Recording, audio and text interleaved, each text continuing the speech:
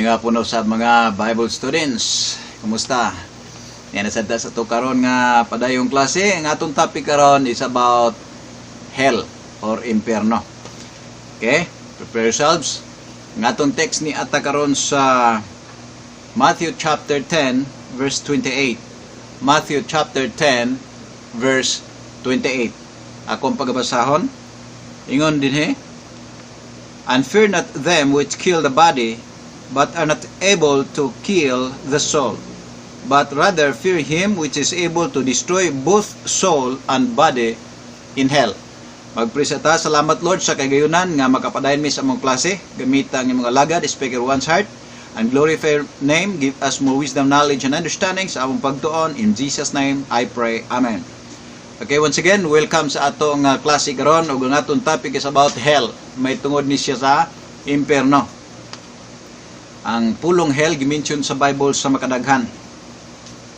O there are three kinds of hell we have to consider karon nga gimention sa Bible. Sumatod pa ni Jesus Christ sa ato karon nga text. Og ayaw kadluki sila nga makapatay sa lawas apan dili makahimo sa pagpatay sa kalag.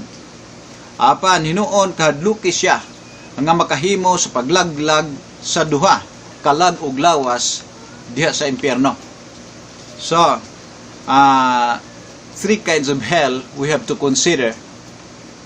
Tungod kay kundi nato ni masabtan sayo pang atong pagtuo may tungod sa hell. Okay? As we have discussed already last lessons nato, there are three kinds of heaven. The first heaven is atmospheric heaven, the second is astronomic heaven, and the third is the abode of God or paradise. So in opposite, there are also three kinds of hell mentioned in the Bible. The first hell mentioned in the Bible is called Hades in Greek. Mabasa na sa Luke chapter 16 beginning verse 19 down to verse 31. Ang istorya may tungod ni Lazaro og ang dato. Og mubasa lang tag pipila ka verses 22, 23 ug 24. Okay, Luke chapter 16 verses 23 to 24. In verse 22, and it came to pass that the beggar died and was buried or was carried by the angels into Abraham's bosom. And the rich man also died and was buried. And in hell, note, and in hell, he lifted up his eyes being in torments, and set Abraham afar off, and Lazarus in his bosom.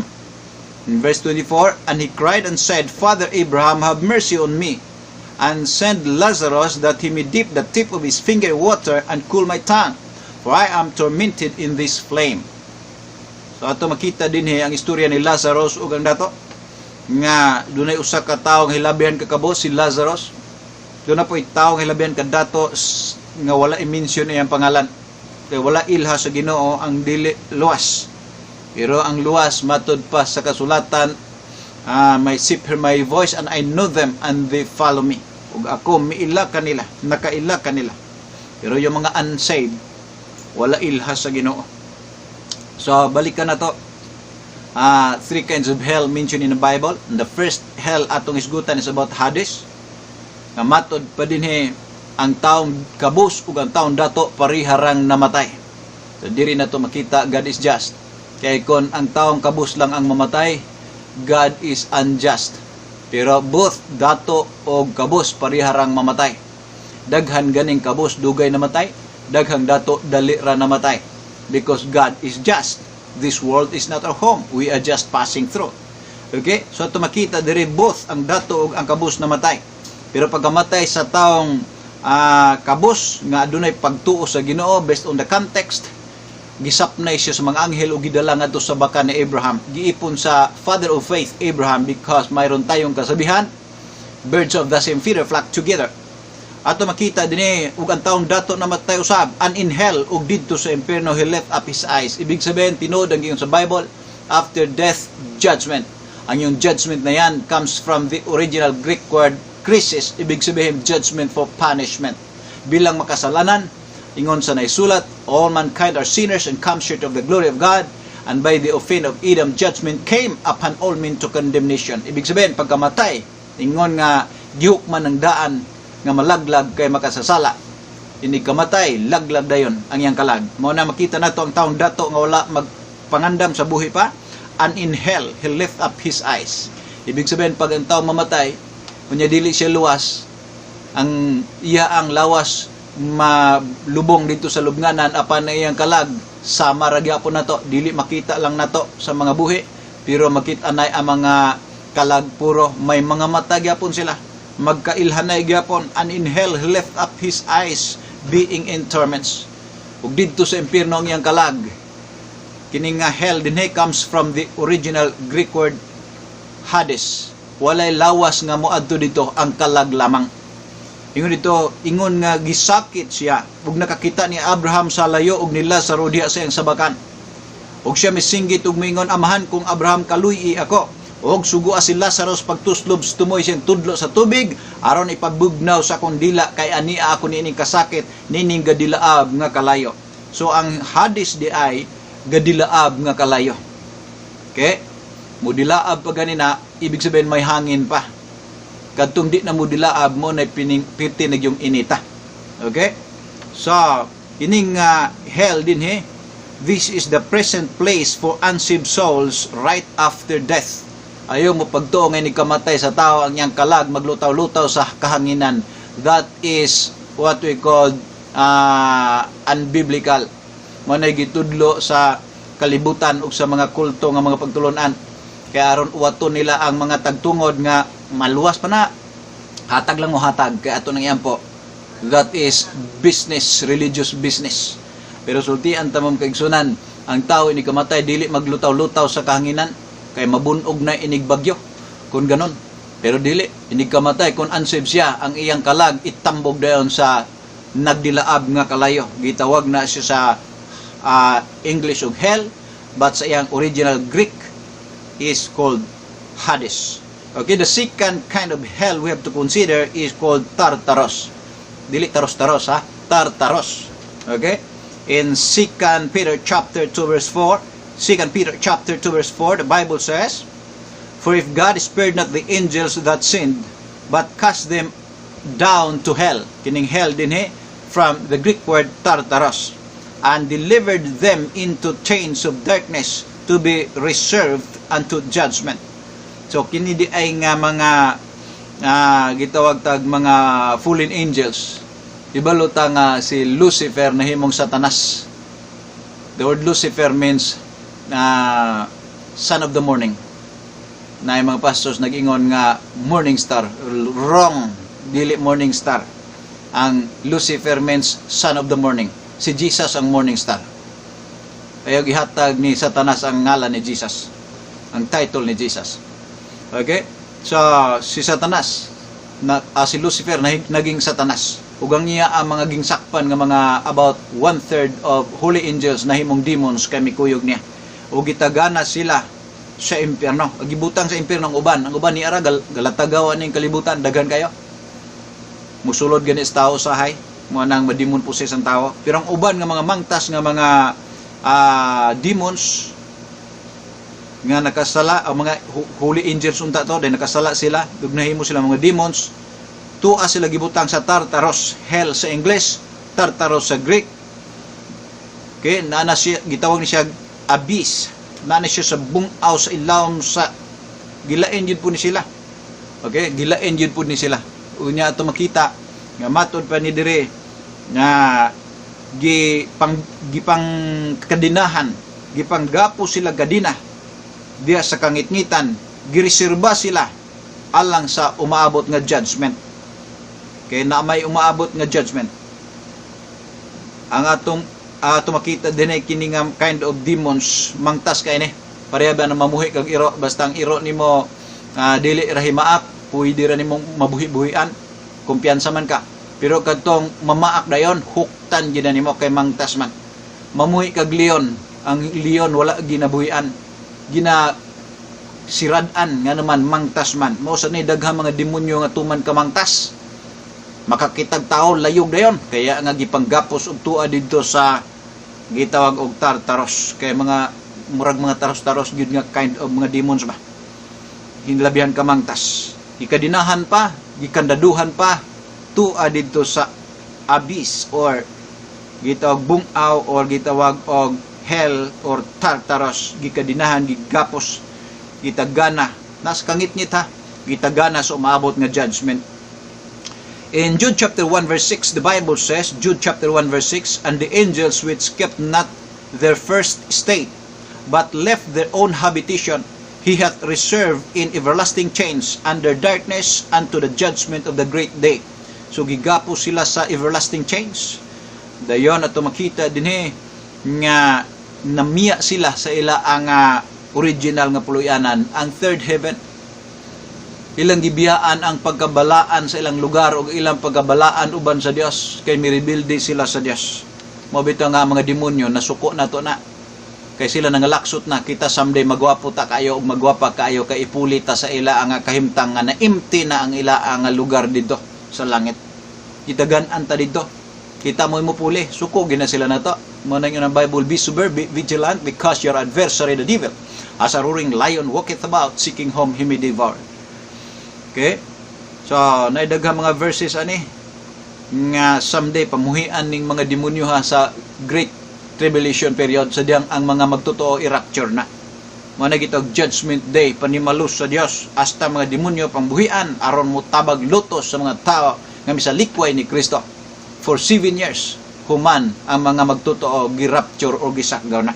Example, nasa Revelation chapter 9. Kung inyong tanawon Revelation chapter 9 beginning verse 9, gitawag sila diha og mga dulon, mga buhian gikan sa ilawom sa yuta, mubuga ang parang bulkan, muaso dayon tuan ang gawas ang daghang mga dulon gikan sa abyss or sa Tartarus or hell. Ingon pa dito sa verse 7, Revelation chapter 9 verse 7, and the ships of the locusts were like unto horses prepared unto battle. So ang ila ang purma murag kabayo, murag mga kabayo nga giandam ngadto sa gubat. So ato makita din nga di lang ni dagway murag kabayo, probably ang gidakon ani murag gid pod og mga kabayo. Okay? Dayon matud pa din nga doon na pa gini sila crowns of gold. Ang ila ang faces sama sa dagway sa mga tao. Ang ilang buhok sa mga babae. Ang ilang mga ngipon sa mga leon. Ug doon na sila mga breastplates, diya sila mga dughan, panalipod sa dughan. Then doon na sila mga pako, sama sa mga chariots, mga karwahe, sa daghan nga mga kabayo nga nagapunta sa gubat. O aduna sila mga ikog sama sa mga tanga nga musuyod diha sa mga tao nga ilang paantuson for 5 months. Imagine 5 months nga paantuson ang mga tao nga ilang mapakan. So kana nga mga demons karon naa sa Tartarus. Okay? So once again, 3 kinds of hell atong paghisgutan. Number 1, Hades. Mao nang dapit puntahan sa kalag sa unsaved nga tawo human siya mamatay. And then Tartarus mo ni ang dapit diin ang mga pingtas, mangtas nga mga demonyo gipang gapos kangitngitan ilawom sa abyss, sa bottom list dito sa ilawom sa yuta. Gitagana sa dakong kasakitan nga umaabot. And then number 3 is Gehenna. Ang Gehenna mga kagalaan gitawag siya Lake of Fire, linaw. Lahi po itong gadilaab kay init to pero naay hangin nakasagol pero kining galinaw murag wa nay hangin tuman na ginikainit mo ni ang gitawag og final place for all unsaved people for all eternity. Okay? After the great white throne judgment.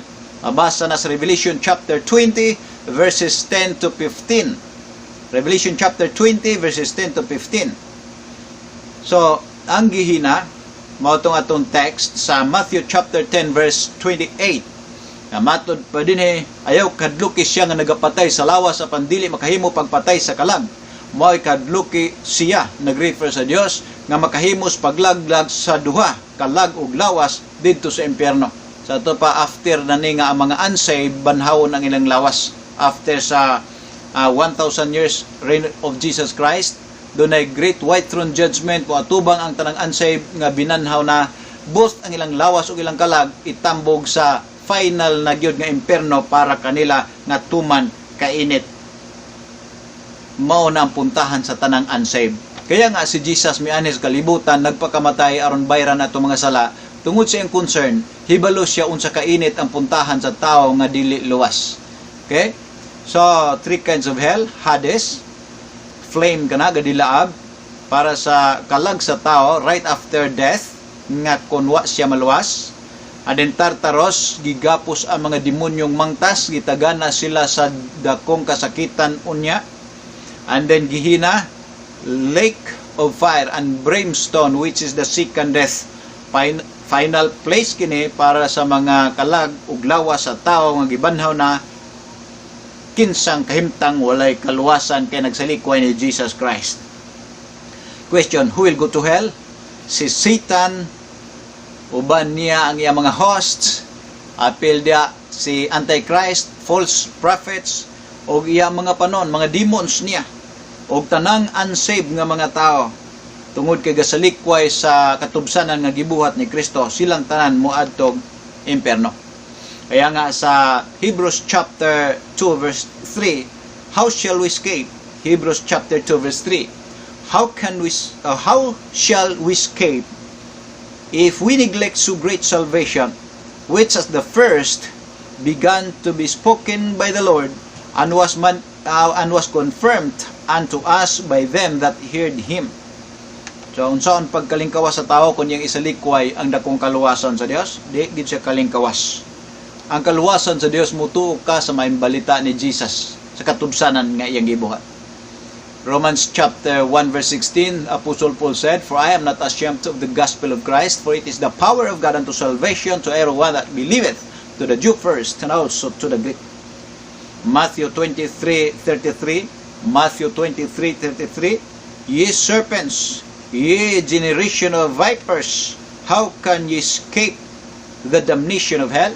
Alang sa mga dautan, dili gyud makalikay sa paghukom sa silot dito sa impierno kung iyang isalikay ang kaluwasan sa Dios nga mao si Jesus Christ. For Jesus Christ is the only way to escape. Come to Jesus Christ for your salvation right now. Kung ikaw karong naminawa pa ka maluwas, karon ang adlaw nga mudawat ka sa kaluwasan sa Dios. First, ilha nga makasasala ka. Recognize you are a sinner. Repent and then receive Jesus to be your Savior right now. Ingna siya, Lord, pasayloan ning makasasala. Jesus, ako kandawaton nga ako manluluwas, hari akong kinabuhi. Salamat sa katubsanan dito sa Krus Kalbaryo, alang kanako. Do it by faith right now. Ang maangko ni mga assurance, makalikay ka sa impyerno. Alang sa mga Bible students, sinaot nga doon natin nakuha. 3 kinds of hell. Hades, puntahan sa kalag sa dili luwas nga tao human sa kamatayon. Temporary ra na. Kaya di man na dayon. Ini kabanhaw, muhawa siya diha kay banhawon. Dayon asa siya ipunta adto sa final nga hell, lake of fire and brimstone, which is the second death. Uban ni Satanas siya mga demonyo ug tanang unsaved nga mga tao. Napaylain Tartaros, mao ni ang dapit diin gigapos ang mga mangtas nga mga demonyo, ilawom siyuta nga buhian raw niya sila sa dakong kasakitan aron mutabag torture sa mga tao nga wala mudawat ni Kristo human sa rapture. Hinaot nga ta malibog. Ang final hell, puntahan sa kalag ug lawas sa tao human sa pagbanhaw sa mga unsaved. Wa nay katapusan, mag-ipon na og ni Satanas ug sa mga demonyo didto ni ining gitawag og Gehenna sa Greek. Actually gihulagway ni sa basurahan sa gawas sa Jerusalem nga kanunay nagdilaob kisiga adlaw gabi. Lake ni siya. Ug mao ni siyang final nga puntahan sa tao, both body and soul sa unsaved forever. Kaya nga bulahan ang tao nga nagdawat ni Kristo. Wa na tay panahon magprita. Salamat Lord sa grasya. Salamat sa kaluwasan, katubsanan nga dayon. Thank you so much Lord for being saved in the hand of the Lord. Dalaygon kayo great. To God be the glory. In Jesus name I pray. Amen. Wa na tay oras. Hantod sunod. God bless and bye-bye.